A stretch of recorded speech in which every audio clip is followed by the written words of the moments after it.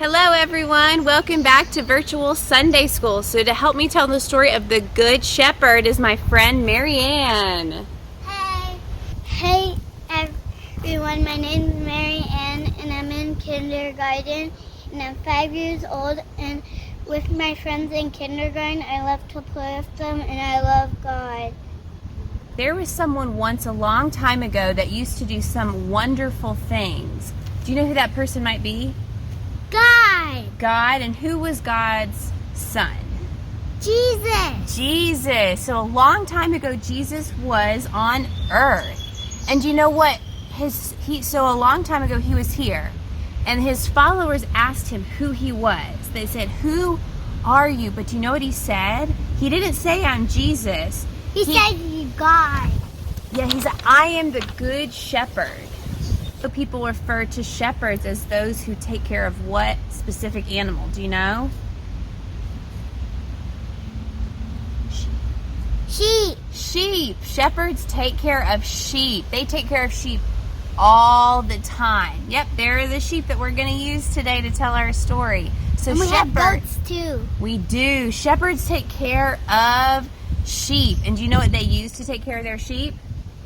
Hooks. They take care of sheep with these shepherd staves. Like Toy Story, that little girl that has sheep. Little Bo Peep does have, yes, so she has sheep. And do you know what she uses the hook for? To get her sheep. Yeah, so what she would do, so you would take this, if you were the shepherd and I was the sheep, you would take this and you would use it and pull the sheep to follow you, because sometimes sheep didn't listen very well.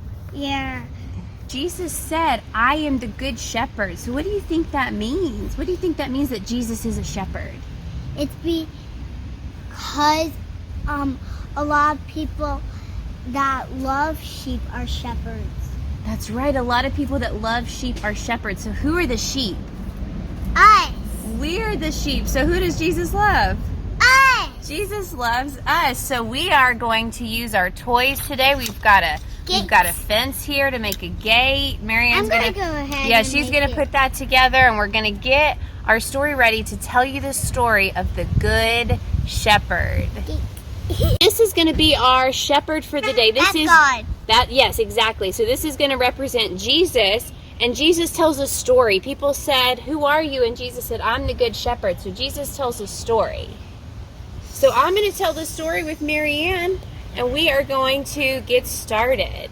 So God is walking over to his sheep to get ready to let them out. Jesus knows all of those sheep by name. What do you think some of their names are? I don't know. What about one of them's name is Marianne? One of them could be Marianne. One of them could be Anne. That's right. One of them could be Miss Linda.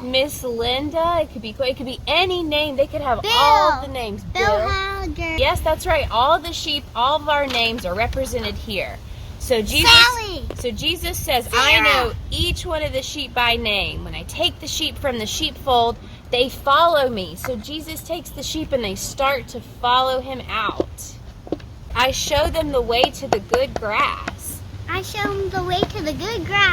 That's right. So they take the sheep over to the good grass to keep eating. Give me that hook.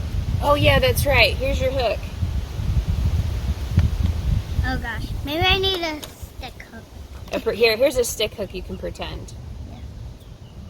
There you go. And so Jesus says also, "And I show them the way to the cool, clear, still But all of them are good because we're good. That's All of them right. are going to be good, so they follow God. Yeah. They don't need a king. Well, you know what happens? So sometimes when sheep are out eating, a wolf might come up, or an animal who wants to come and eat the sheep. And you know what the shepherd does? What? Fights off the wolf. Oh, this can be the wolf. Okay, so this can be the pretend wolf. So the wolf's coming over. And then the wolf runs away because the shepherd keeps all the sheep safe. Keeps them safe in all the places of danger. That's what God does. This is the story of one sheep being lost. So God's coming over to say this. All my sheep are here. I'm gonna walk away now and eat some dinner. This sheep right here, remind God that one sheep's walking away, and this sheep. So it's gonna walk away because it's full, and then the wolf comes. It's coming over, and then God hears some stuff, and he doesn't know where that sheep is, so he's going to put all the other sheep in the bin so no other sheep get lost. All right, that's smart. Good idea. And then he's going to go and walk over and try to find the other sheep. That's right, because Jesus says if one of my sheep is missing, I would go anywhere to look for that sheep. And then he closes the gate. Now, remind God that it's the brown one, the light brown one. And then he gets his cane. Oh no, they see him fighting. Look, they're fighting. So he comes over and fights the wolf. Hiya! The wolf's gone. He got rid of the wolf. Good job. And then he got his sheep back. Awesome. Yay, that's Should we great. show him the wolf where he is? Here's the wolf that God fighted. Look. Dead. Hey guys, it's me, Marianne, and look, all of God's sheep are back to normal. They're back in their little cave. And God Jesus carried the sheep all the way back. Jesus carried the poor lost sheep all the way back. You think Jesus was happy when all the sheep were back? Yeah, don't you? All right, Marianne. So do you think the sheep are happy in the place with Jesus, with the shepherd? Yeah. Yeah, I think the sheep are happy there. So have you ever been lost before anywhere, like in a grocery store? In a grocery store. You got lost in a grocery store? What happened? Yes. Yeah? At the party store for my birthday, we were finding a piazza, and at the end of A pinata for your birthday? Yeah, and at the end it was a swan, but at the first part before we found that, it was a cute little 6 because I'm about to turn 6. You're about to turn 6. Fun. So you got lost in the party store? Mm-hmm. Yeah? And I couldn't find my Nana, but I followed her voice, and then finally I found her. You followed her voice and you found her. So how did it feel to be found? I felt happy. Hey, Miss Ann, remember when the sheep got hurt when God found them and they attacked the wolf? Yeah, when the shepherd attacked the wolf and saved the sheep, I do remember.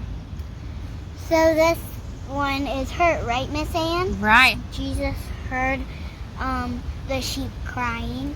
Oh, maybe Jesus heard the sheep crying.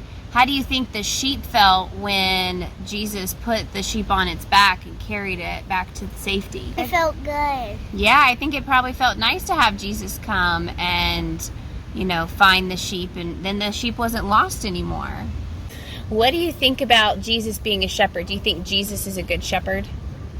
Yeah. Jesus said, I am the good shepherd, which means that Jesus is saying that just how a shepherd takes care of their sheep, what does Jesus do? Who does Jesus take care of? He takes care of us. Yeah, so Jesus takes care of us just like how a shepherd takes care of their sheep. All right, Marianne, thanks for helping us tell the Bible story today. Before we go, I'm curious, what's one thing you learned about Jesus today?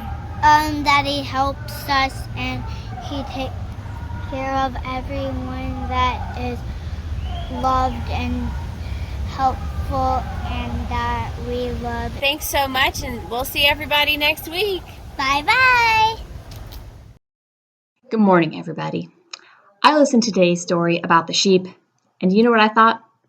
I thought, that is not even fair. One sheep got all that attention, and there were 99 other sheep. Now, I have 3 kids in my house, and let me tell you, I know a lot about making things fair because we talk about things being fair every single day. Turns out, that's very important to them.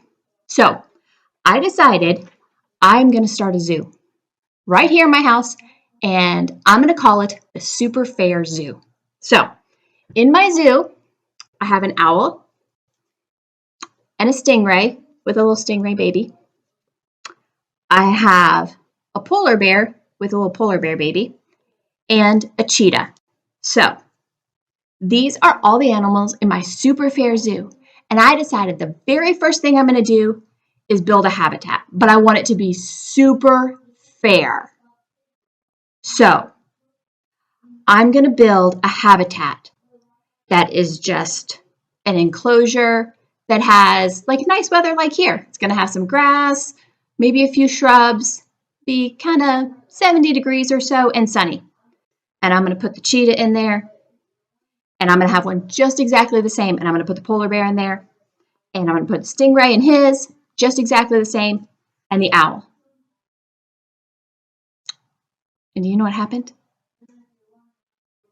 All of them said, "These are fair, they're exactly the same, but none of us have what we want." The owl said he wants a tree because he needs a tree to live in and space to fly around. The stingray said, "This will never do. I need water." The polar bear said, 70 degrees? Are you kidding me? I need it super cold. I want some ice. And the cheetah said, 70 degrees? Are you kidding me? That's not nearly warm enough. I want it to be like 90, and I don't need all this grass. I just need a nice place to run. So now I built them all. Brand new habitats. He's got a tree, he's got some water, he's got cold, he's got some desert.